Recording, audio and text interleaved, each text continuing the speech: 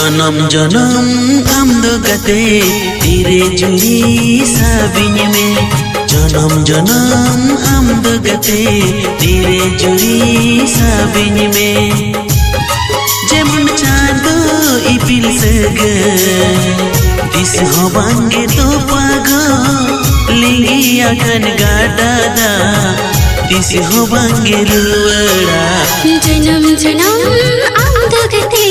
तेरे जुड़ी साबिन में जन्म जन्म